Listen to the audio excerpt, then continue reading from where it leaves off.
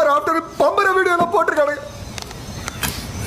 அதுக்கு நான் சாத்தில்ல வந்துருக்குமா உங்களுக்கு நான் சுதா உனக்கு டேய் அன்னைக்கே சொன்னலடா ஆள் பாலத்து திருசா இருக்கான்னு சுட்டிட்டு இல்லாம இருக்கிற தொழிலை இழுத்து மூடிட்டு நீ எல்லாம் ஒரு புள்ளையாடா.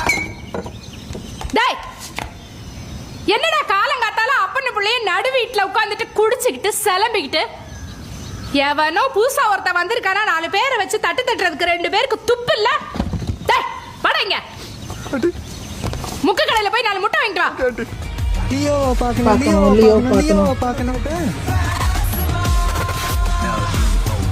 அம்மா போடுன்னா போட்டுருவாமா.